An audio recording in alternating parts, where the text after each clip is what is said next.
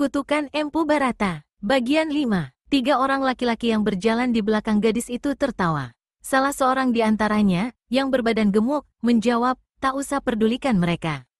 Kita percepat saja langkah, siapa tahu mungkin si cadar hitam sudah menunggu di rumah makan Aki Krono. Keempat orang itu kemudian memutar langkah ke jurusan timur pelabuhan di mana terletak rumah makan Aki Krono, sebuah rumah makan besar yang cuma satu-satunya terdapat di pelabuhan Linggo Probo. Saat itu hampir tengah hari, dan rumah makan tersebut sedang ramai-ramainya dikunjungi tamu. Tapi begitu 4 pengemis Pulau Ras muncul di ambang pintu, semua orang yang ada di situ, tak peduli sedang lahap makan atau masih tengah menunggu pesanan mereka, cepat-cepat saja berdiri dan angkat kaki meninggalkan rumah makan. Kalian lihat, kata Dara berjalin dua, yaitu Sri Lestari. Mereka menghindar sesudah melihat kedatangan kita. Laki-laki yang berbadan gemuk, yaitu pengemis badan gemuk, tidak mengacuhkan ucapan saudara seperguruannya. Dia memandang ke seantero ruangan, tapi orang yang dicarinya tidak kelihatan. Rupanya dia belum datang. Ayo kita masuk. Baru saja Sri Lestari atau pengemis cantik ayu melewati ambang pintu. Seorang laki-laki separuh baya yang berbadan pendek dan tak kalah gemuknya dengan pengemis badan gemuk mendatangi tergopoh-gopoh, menjura pada keempat orang itu dengan hormat sekali. Dialah Aki Krono, pemilik ruang makan. Kembali rumah makanku mendapat kehormatan kedatangan 4 pengemis Pulau Ras. Mari masuk dan silakan mengambil tempat. Keempat orang itu sengaja mengambil tempat yang baik agar dapat mengawasi pintu masuk dengan leluasa. Sementara itu, Aki Krono telah memberi perintah pada pelayan-pelayannya untuk menghidangkan makanan serta minuman yang enak-enak untuk keempat tetamu tersebut. Tak lama kemudian, 4 pengemis Pulau Ras kelihatan asyik menikmati isi piringnya masing-masing. Pengemis badan gemuk tengah menyeka butir-butir peluh di keningnya, pengemis badan kurus tengah mengulurkan tangan hendak memotes sebuah pisang, pengemis kepala botak tengah mengusap-usap perutnya yang keras padat kekenyangan, dan pengemis cantik ayu telah menyibakkan rambutnya yang tergerai di kening, ketika telinga masing-masing mendengar suara siulan yang tak menentu, tapi keras dan aneh. Keempatnya saling berpandangan. Siapa pula yang bersiul kegirangan di tengah hari bolong begini, kata pengemis kepala botak sambil mengawasi pintu masuk. Suara siulan mendadak berhenti, berganti dengan suara tarikan napas, dan sesaat kemudian di ambang pintu muncullah seorang pemuda berpakaian putih. Rambutnya gondrong, mukanya berminyak keringat dan kotor disaput debu tanda dia baru saja menempuh perjalanan jauh. Sambil mengipas-ngipaskan tangannya untuk mengurangkan hawa panas, pemuda ini pergi duduk dekat pintu. Dia memandang berkeliling, memperhatikan 4 pengemis Pulau Ras sejenak, lalu berpaling pada laki-laki separuh baya bertubuh gemuk dan pakai belangkon yang berdiri di sudut kiri. Kota besar seramai ini, rumah makannya cuma satu, berkata pemuda itu seolah-olah pada dirinya sendiri. Dan dilihatnya laki-laki gemuk berbelangkon itu melangkah ke hadapannya. Si pemuda tersenyum, panas sekali, katanya pada Aki Krono. Orang segemukmu apakah tidak kepanasan seperti aku? Aki Krono tersenyum pula. Aku sudah biasa dengan udara laut yang panas. Kau mau memesan apa, orang muda? Tamu yang baru datang itu menyebutkan makanan dan minuman yang dikehendakinya. Aki Krono baru saja meninggalkan meja si pemuda sejauh 2 langkah, ketika di seberang sana didengarnya suara meja digebrak. Dengan muka pucat karena terkejut, pemilik rumah makan itu berpaling. Dilihatnya pengemis badan gemuk berdiri dengan cepat dan kasar hingga kursi yang didudukinya terpelanting dan mengeluarkan suara berisik. Dengan langkah-langkah besar dan muka kelam merah, sedang sepasang mata melotot garang, pengemis badan gemuk menuju ke meja di mana pemuda berambut gondrong duduk. Rambut gondrong sialan, kau berani kurang ajar menghinaku hah? Si pemuda jadi melongo, kedua alis matanya yang tebal naik ke atas, sedang kulit keningnya mengerenyit tanda dia terheran-heran. Tak ada hujan, tak ada angin, kenapa kau mendadak beringas begini, sobat? Tanya si pemuda setelah terlebih dulu meneliti pengemis badan gemuk dari kepala sampai ke kaki. Kau bicara apa tadi sama pemilik rumah makan ini? Ayo coba kau ulangi, bentak pengemis badan gemuk. Si pemuda menggaruk-garuk kepalanya beberapa kali. Kurasa tak ada ucapanku yang kutujukan padamu. Apalagi dengan maksud menghina, kurang ajar berani mungkir terhadap aku, pengemis badan gemuk. Tadi kau bicara tentang panas dan tentang orang gemuk. Apa itu bukan berarti menghinaku? Ayo lekas kau berlutut minta ampun. Kalau tidak, jangan menyesal bila kepalamu kupuntir ke belakang. Dalam keheranan yang masih belum lenyap, si pemuda tiba-tiba tertawa. Mula-mula pelan, makin lama makin santar terbahak-bahak. Sobat, Kau salah sangka. Kalau di sini cuma kau sendiri yang gemuk gendut, memang bisa juga kau merasa terhina. Tapi tadi aku bicara sama laki-laki itu. Dia sendiri sama sekali tidak merasa terhina. Kenal pun aku tidak padamu. Perlu apa menghina segala? Ucapan-ucapan itu membuat pengemis badan gemuk menjadi tambah naik darah. Kau berani bermulut besar, bocah. Aku mau lihat apakah kau juga berani menerima pukulanku ini. Abis berkata begitu, pengemis badan gemuk mengangkat tangan kanannya tinggi-tinggi. Di saat itu dari meja di seberang sana terdengar seruan. Gemuk, kenapa kau mau melayani pemuda dogol yang tampaknya tidak berotak sehat itu? Jangan cari urusan takaruan. Kita datang ke sini bukan untuk itu. Ayo kembalilah ke sini. Si pemuda rambut gondrong memalingkan kepalanya. Yang berseru adalah gadis cantik berjalin dua. Dia tersenyum pada gadis itu dan berkata, "Kau betul, saudari. Memang tak ada gunanya mencari urusan yang tak karuan. Satu hal ku beritahu padamu, tampangku memang dogol, namun otakku mungkin jauh lebih sehat dari si gemuk ini." Pengemis badan gemuk berteriak marah. Kaki kanannya melayang laksana kilat cepatnya ke arah dada si pemuda rambut gondrong. Terdengar satu suara siulan yang disusul dengan mentalnya kursi yang tadi diduduki si pemuda. Kursi itu bukan saja mental, tapi hancur berkeping-keping. "Gemuk, aku bilang kembali ke sini," teriak Sri Lestari, atau pengemis cantik ayu. "Kalau tidak, aku akan laporkan pada ayah nanti." "Tapi bangsat ini keliwat menghina, Lestari," sahut pengemis badan gemuk dengan rahang-rahang menggembung. "Biarkan dia, namanya saja orang sinting." Sri Lestari berpaling pada pemilik rumah makan. "Aki Krono, kau usirlah pemuda itu," perintahnya. Dengan ketakutan, Aki Krono melangkah ke hadapan si pemuda rambut gondrong, lalu berkata, "Dan, aku harap kau sudi meninggalkan tempat ini." "Baik, baik, tapi mana itu makanan yang aku pesan? Hidangkan dulu, nanti baru aku mau pergi." Jawaban si pemuda membuat Aki Krono serba salah. Dia takut pada 4 pengemis Pulau Ras, tapi terhadap si pemuda itu agaknya dia juga tak berani berlaku sembarangan. Maka dia pun bicara berbisik-bisik, "Dan, kau harus tahu keempat orang itu adalah 4 pengemis Pulau Ras yang berkepandaian silat tinggi sekali. Aku tak ingin mendapat celaka. Kuharap kau sudi segera meninggalkan tempat ini." Si pemuda merutuk dalam hatinya. Meski bernama pengemis, agaknya mereka mau menjadi raja di sini, mengomel pemuda itu. "Baik, aku akan pergi, tapi pengusiran secara kurang ajar ini mesti ada imbalannya," kata si pemuda bersungut-sungut. Cepat sekali tangannya menyambar belangkon di kepala Aki Krono. Entah bagaimana, kemudian kain belangkon itu sudah terlepas dari buhul-buhulnya, lalu laksana seekor ular melesat menyambar ke meja di mana 4 pengemis Pulau Ras berada. Ujung kain belangkon itu secara aneh menggulung sesisir pisang di atas meja, dan sesaat kemudian pisang itu tersapu ke arah si pemuda dan ditangkap dengan tangan kirinya. "Ini ku kembalikan kain belangkonmu," kata si pemuda seraya melemparkan kain belangkon Aki Krono pada pemiliknya, lalu melangkah ke pintu. Justru pada saat itu pula, pengemis badan gemuk cepat melompat dan menghadang di pintu. "Kalau tidak ku pecahkan kepalamu, jangan panggil aku pengemis badan gemuk dari Pulau Ras." Wut! Satu angin pukulan menderu ke kepala si pemuda. Yang diserang cepat mengelak, hingga tinju pengemis badan gemuk hanya mengenai tempat kosong. Dengan geram penasaran, pengemis badan gemuk berbalik. Kali ini dia melancarkan serangan yang lebih hebat. Kedua tangannya terpentang, kedua kakinya menekuk, siap untuk melompat. Gemuk, tiba-tiba saja terdengar seruan Sri Lestari alias pengemis cantik ayu. "Tinggalkan pemuda itu dan cepat ke sini. Orang yang kita tunggu sudah datang." Pengemis badan gemuk menahan gerakan dan berpaling cepat-cepat ke pintu rumah makan. Saat itu di ambang pintu tegak seorang laki-laki berbadan tegap. Keseluruhan parasnya tertutup sehelai kain hitam yang hanya di bagian matanya saja diberi berlubang. Dan sepasang mata itu kelihatan memiliki sinar tajam yang menandakan bahwa orang itu bukan orang sembarangan. Gumam pengemis badan gemuk. "Kelak jika urusanku sudah selesai, kau bakal menerima bagian dariku, rambut gondrong," katanya pada pemuda rambut gondrong, lalu dengan satu gerakan cepat dan enteng dia sudah berada di samping pengemis cantik ayu. Di lain pihak, pemuda berambut gondrong cuma ganda tertawa. Kemunculan laki-laki bercadar hitam di ambang pintu menarik perhatiannya. Karenanya, kalau tadi dia berniat untuk meninggalkan rumah makan itu, kini niat itu diurungkannya dan dia melangkah ke sudut rumah makan, berdiri di situ. Laki-laki bercadar kain hitam yang baru datang masih tetap berdiri di ambang pintu.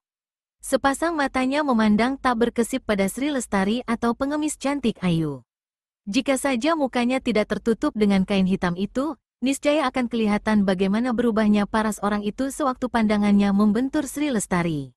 Sri Lestari yang bertindak sebagai pimpinan 4 pengemis Pulau Ras juga memandang tajam-tajam pada orang yang di ambang pintu, seakan-akan hendak menembus kain hitam yang menutupi wajah orang itu. Dan pandangan yang begitu tajam ini membuat laki-laki tersebut menjadi berdebar. "Cadar hitam," kata pengemis cantik ayu lantang. "Kami telah lama menantikanmu. Silakan masuk agar urusan kita bisa lekas diselesaikan." Karena tidak merasa kalau Sri Lestari bicara dengannya, maka laki-laki bercadar hitam berpaling ke belakang. "Aku bicara padamu, cadar hitam. Kenapa kasak kusuk pura-pura melihat ke belakang segala?" Ucapan Sri Lestari membuat laki-laki itu memalingkan kepalanya kembali dan memandang pada sang dara. Akhirnya, kelihatan kakinya bergerak, melangkah memasuki rumah makan. Tapi dia masuk bukan terus menemui 4 pengemis Pulau Ras, melainkan melangkah mendekati Aki Krono yang berdiri di seberang sana dengan muka pucat pasi macam kertas. "Kau pemilik rumah makan ini? Tolong sediakan hidangan. Aku lapar sekali," berkata laki-laki bercadar pada Aki Krono. Baik," dan jawab pemilik rumah makan itu gagap tanda dirinya diselimuti ketegangan. Kemudian, cepat-cepat dia membalikkan badan meninggalkan tempat itu. Melihat orang yang tidak ambil peduli dirinya dan saudara-saudara seperguruannya, maka marahlah Sri Lestari. Dara ini pun membentak, "Cadar hitam, mungkin kau masih belum kenal siapa kami. Kami adalah 4 pengemis Pulau Ras yang sengaja menunggu di sini untuk mewakili guru dan ayahku." "Gadis, kau bicara dengan siapakah?" bertanya laki-laki bercadar hitam yang bukan lain adalah Untung Pararean yang meninggalkan puncak Gunung Bromo karena suruhan Kiai Supit Pramana. Pengemis cantik ayu mendelikkan matanya. "Apa kau tidak punya mata, tidak punya telinga? Aku bicara padamu dan masih bertanya macam orang setengah edan." "Mungkin dia benar-benar edan, saudaraku," menyambung pengemis badan gemuk yang sudah gatal-gatal tangannya untuk segera turun tangan. "Kalau begitu, kau salah paham, gadis," kata Untung Pararean pula. "Aku bukan cadar hitam, pengecut berani dusta," sentak pengemis kepala botak dengan rahang-rahang bertonjolan penuh geram. Dia hendak melangkah, tapi ditahan oleh pengemis cantik ayu. "Rupanya nyalimu menjadi lumer berhadapan dengan murid-murid musuh besarmu," ejek pengemis cantik ayu. "Aku betul-betul tak mengerti dengan pembicaraanmu ini," tukas Untung Pararean. "Puah, pura-pura tidak mengerti," semprot pengemis badan gemuk sambil meludah. "Dengar, cadar hitam. Namaku bukan cadar hitam. Apakah namanya? Aku tak peduli. Tapi tak perlu dusta. Bukankah kau datang ke sini untuk melaksanakan tantangan yang kau tujukan pada pengemis sakti muka bopeng sekitar 1 tahun yang lalu? Kami murid-muridnya diutus ke sini untuk mewakili beliau melayanimu." Untung Pararean terkejut. Terkejut bukan karena tantangan yang tak pernah dibuatnya itu, tetapi terkejut ketika mendengar nama pengemis sakti muka bopeng. Sebagai orang yang pernah hidup bersama Empu Barata selama bertahun-tahun, Untung Pararean tahu betul bahwa pengemis sakti muka bopeng, atau yang nama aslinya Gambir Seta, adalah kakak kandung Empu Barata. Dari Kiai Supit Pramana, Untung Pararean mengetahui pula bahwa pengemis sakti muka bopeng itulah yang telah menyiksa dan merusak mukanya hingga cacat mengerikan seumur hidup. Sudah sejak lama mendekam dendam kesumat di lubuk hati Untung Pararean terhadap pengemis sakti muka bopeng itu, tapi karena jarang turun gunung, dia tak mengetahui dengan jelas di mana tempat kediaman pengemis sakti muka bopeng tersebut. "Jadi kalian berempat adalah murid-muridnya pengemis sakti muka bopeng," desis Untung Pararean. "Nah, sekarang kau mulai mengaku, buka kedok," tukas pengemis kepala botak. "Katakan terus terang, kalian mau apa?" Pengemis cantik ayu tertawa tinggi.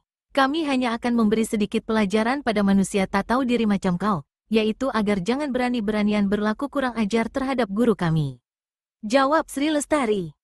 Begitu," ujar Untung Pararean dengan senyum mengejek dari balik kain penutup wajahnya.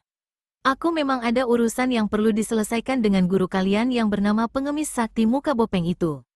Tapi yang patut kalian ketahui, aku bukanlah si cadar hitam. Tak perlu kita bicara panjang lebar," tukas pengemis cantik ayu.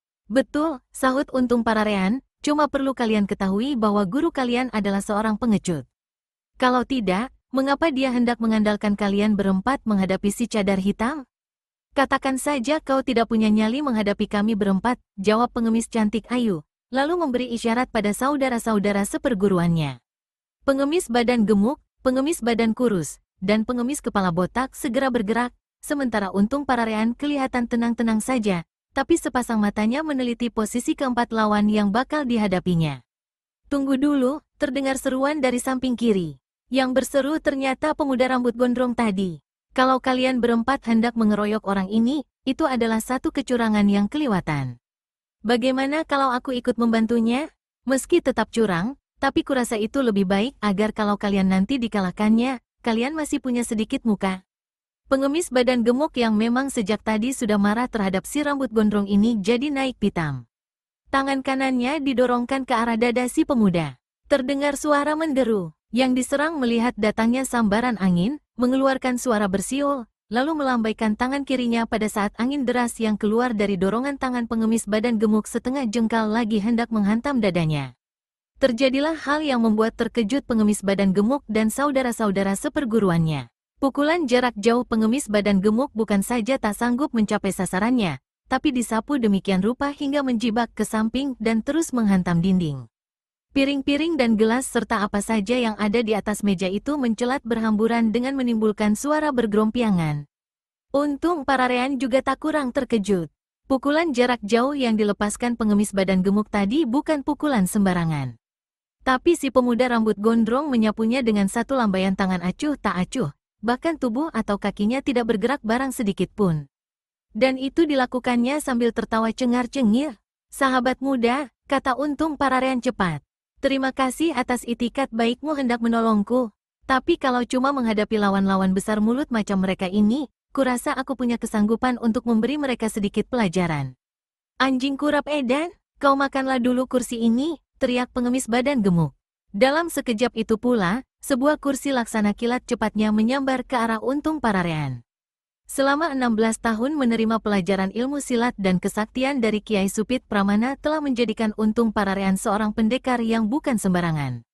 Melihat datangnya kursi kayu itu, diulurkannya tangan kanannya dengan jari telunjuk diacungkan lurus-lurus.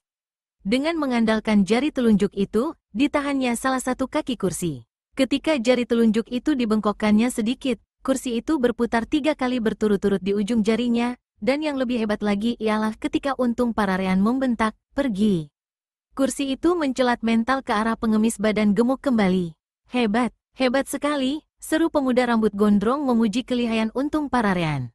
Di lain pihak, pengemis badan gemuk naik pitam bukan main. Kursi yang kembali menyambar ke arahnya dihantamnya dengan tangan kanan hingga hancur berantakan. Beberapa kayu pecahan kursi menancap di langit-langit rumah makan. Tiba-tiba terdengar teriakan nyaring keluar dari mulut pengemis cantik ayu, dan dikejap itu pula, 4 pengemis Pulau Ras serempak menyerbu Untung Pararean dengan senjata masing-masing. "Curang!" teriak pemuda rambut gondrong. "Curang!" teriaknya lagi. Abis berseru demikian, pengemis cantik ayu melesat ke hadapan si rambut gondrong seraya mengiblatkan sepasang golok perak yang sangat tipis di kedua tangannya.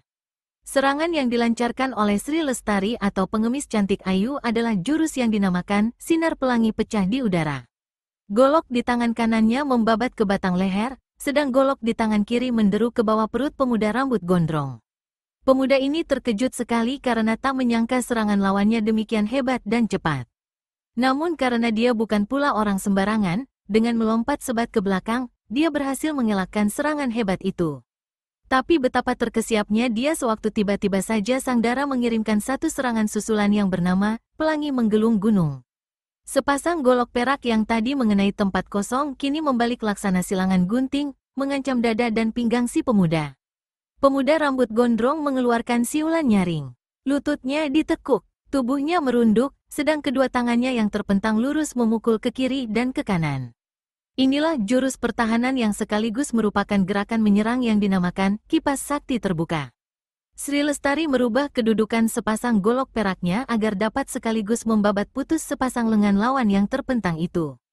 Namun kagetnya bukan kepalang sewaktu melihat bagaimana sepasang lengan lawan cepat sekali menyusup ke bawah, ke arah pergelangan tangannya. Dari pergelangan tangan si pemuda jelas terasa keluar sambaran angin dingin. Hal ini membuat Sri Lestari menjadi ragu-ragu untuk meneruskan serangannya. Dalam keragu-raguan ini, hampir saja lawannya berhasil memukul lengannya kalau tidak cepat-cepat dia melompat ke belakang. Untuk sesaat lamanya, kedua orang itu saling bentrokan pandangan. Si pemuda tersenyum. Ayo, mari diteruskan. Bukankah kau ingin melenyapkan aku? Pengemis cantik Ayu melototkan matanya. Namun entah mengapa hatinya bergetar sewaktu dirasakannya sorotan mata pemuda rambut gondrong itu laksana menembus sampai ke lubuk hatinya. Namun getaran itu hanya sebentar saja. Sesaat kemudian, Sri Lestari berteriak nyaring, tubuhnya berkelebat lenyap, sedang sepasang goloknya bergulung-gulung hanya merupakan sinar putih. Melihat datangnya serangan yang luar biasa ini, pemuda rambut gondrong tak mau bertindak gegabah. Cepat dia memasang kuda-kuda pertahanan yang kokoh, dan sesaat kemudian dia sudah menyerbu ke depan memapasi serangan lawannya. Sementara itu, pertempuran antara Untung Pararean dan ketiga pengemis Pulau Ras lainnya berlangsung seru sekali. 5 jurus pertama, keadaan seimbang, namun jurus-jurus selanjutnya kelihatan Untung Pararean mulai menerima tekanan-tekanan. Yang menyulitkan kedudukan laki-laki ini adalah karena ketiga lawannya memakai senjata, sedang dia sendiri sampai saat itu masih mengandalkan tangan kosong. Di sini nyatalah bahwa betapapun tingginya ilmu kepandaian Untung Pararean, namun kepandaian ketiga lawannya tidak pula rendah, apalagi dengan bersenjata begitu rupa. Jurus demi jurus, keadaan Untung Pararean makin terdesak. Beberapa kali laki-laki ini mengeluarkan pukulan-pukulan saktinya, namun semua itu hanya untuk sekadar mempertahankan diri dari desakan yang semakin gencar. Diam-diam Untung Pararean mulai keluarkan keringat dingin. Pemuda rambut gondrong yang tengah menghadapi serangan gencar Sri Lestari masih sempat melirik dan menyaksikan keadaan Untung Pararean yang berbahaya. Kini dia tak bisa bertindak main-main dan harus berlaku cepat jika tak ingin laki-laki bercadar itu menjadi korban keroyokan. Rumah makan itu bergetar, sendi-sendi tiang berderik sewaktu dari mulut si pemuda keluar suara bentakan yang menggeledek. Untuk sejenak semua orang yang ada di situ terkesiap. Sri Lestari melihat pemuda itu menggerakkan tangan kirinya. Satu gelombang angin yang amat dahsyat menderu menerpa tubuhnya. Betapapun gadis itu mempertahankan diri dan mengerahkan tenaga dalamnya, tetap saja tubuhnya terhuyung gontai. Dan sebelum dia sanggup mengimbangi diri, si pemuda sudah melompat ke hadapannya, mengulurkan kedua tangannya. Terdengar seruan Sri Lestari. Sobat bercadar, pakailah golok-golok ini, seru si rambut gondrong, dan sepasang golok perak milik Sri Lestari yang berhasil dirampasnya, dilemparkannya ke arah Untung Pararean. Dengan gada batu pualam yang ada di tangan kanannya, pengemis badan gemuk coba menyampok kedua golok itu, tapi niatnya terpaksa dibatalkan karena di saat yang sama Untung Pararean menyorongkan kaki kanannya ke perut laki-laki itu. Sewaktu pengemis badan gemuk menyurut ke belakang guna menghindarkan tendangan maut Untung Pararean, kesempatan ini dipergunakan oleh Untung Pararean untuk menyambut kedua golok perak yang melayang di udara. "Saudara, awas di belakangmu!" teriak si pemuda rambut gondrong. Untung Pararean membalik dengan cepat. Terang, golok perak di tangan kanannya beradu keras dengan gendewa baja yang menjadi senjata pengemis badan kurus. Bentrokan itu membuat tangan masing-masing tergetar hebat, dan keduanya sama-sama tersurut beberapa langkah. Nyatalah bahwa kekuatan tenaga dalam mereka berada di tingkat yang sama. Dalam pada itu, pengemis badan gemuk dan pengemis kepala botak yang bersenjatakan sebuah sabuk hitam telah menyerbu pula ke muka. Pertempuran yang berlangsung bertambah hebat. Namun kali ini, ketiga pengeroyok harus berhati-hati karena yang mereka hadapi kini adalah Untung Pararean yang sudah bersenjata, yaitu sepasang golok perak tipis milik Sri Lestari. Tubuh laki-laki itu lenyap berubah menjadi bayang-bayang. Dan bayang-bayang tubuhnya itu terbungkus pula oleh sinar putih sepasang golok yang berkiblat kian kemari. Beberapa kali terdengar suara bentrokan senjata dan berkali-kali pula pengemis badan gemuk serta kedua saudaranya terpaksa mundur terus menghadapi amukan Untung Pararean. Pada waktu Untung Pararean berhasil menyambut sepasang golok yang dilemparkan, pada waktu itu pula pengemis cantik Ayu atau Sri Lestari dengan penuh amarah mendorongkan kedua tangannya ke arah pemuda rambut gondrong. Wus, wus, dua larik sinar hitam yang teramat panas menderu ke arah si rambut gondrong. Itulah pukulan api hitam yang sangat ganas. Demikian hebatnya ilmu pukulan itu, hingga pengemis sakti muka bopeng hanya menurunkannya pada Sri Lestari saja. Pemuda rambut gondrong kaget sekali karena tak menduga kalau si gadis memiliki ilmu pukulan hebat demikian rupa. Cepat-cepat dia membuang diri ke samping. Tapi masih terlambat. Bahu kirinya kena disambar salah satu larikan sinar hitam. Pakaian putihnya kejap itu juga dikobari api. Pemuda itu mengeluh pendek dan cepat-cepat mempergunakan tangan kanannya menepuk-nepuk api yang berkobar hingga akhirnya padam. Sri Lestari memandang dengan mata terbeliak pada pemuda rambut gondrong itu. Dia betul-betul tak bisa percaya akan apa yang disaksikannya. Sewaktu ilmu pukulan itu baru setengah bagian saja dipelajarinya dari pengemis sakti muka bopeng, Lestari pernah mencobanya terhadap sebatang pohon beringin, dan pohon itu hangus hancur dan tumbang berkeping-keping. Menyaksikan si pemuda hanya bajunya saja yang terbakar hangus dengan kulit bahu yang sedikit kemerahan akibat pukulan api hitamnya tadi, tentu saja Sri Lestari tak bisa mempercayainya. Sambil menggosok-gosok kulit bahunya yang merah dan sakit, si pemuda rambut gondrong memandang menyorot pada Sri Lestari. Tapi tak sedikit pun pandangan itu membayangkan amarah atau dendam kesumat, malah kemudian pemuda ini tertawa dan berkata, "Pukulanmu hebat, gadis, tapi adalah pengecut menyerang lawan secara membokong. Siapa suruh kau bertindak lengah?" damprat Sri Lestari. "Sudah kebagusan kau tidak kubikin mampus, hanya kuberi sedikit pelajaran." Pemuda itu tertawa gelak-gelak. "Sekarang giliranku pula untuk ganti memberikan sedikit pelajaran padamu," katanya. Lalu dia berseru, "Awas dadamu!" Tubuh pemuda tersebut melompat ke muka dan tangan kanannya cepat sekali bergerak ke arah dada si gadis. Tentu saja Sri Lestari tak mau buah dadanya dijamah seenaknya. "Pemuda kurang ajar," bentaknya seraya cepat-cepat menghindarkan diri dan dengan tangan kirinya kembali melepaskan pukulan api hitam. Tapi si pemuda sudah lenyap dari arah serangan. Dan tahu-tahu Sri Lestari atau pengemis cantik ayu merasakan sambaran angin di belakangnya. Cepat gadis ini membalik dan menghantamkan tangan kanannya. Serangannya itu cuma mengenai tempat kosong, sebaliknya kulit punggungnya terasa sakit sekali, dan detik itu pula tubuhnya tak bisa digerakkan lagi. Ternyata si pemuda telah berhasil menotok tubuhnya. Nah, sekarang kau berdiri sajalah baik-baik di situ dan jangan banyak tingkah. Mari kita sama-sama saksikan pertempuran kawan-kawanmu melawan laki-laki itu. Pemuda kurang ajar, kalau tidak lekas kau lepaskan totokan ini, jangan harap kau bakal dapat pengampunan dariku, mengancam Sri Lestari. Meski sekujur tubuhnya kaku tegang, tapi dia masih bisa bicara karena si pemuda sengaja tidak menotok jalan suaranya.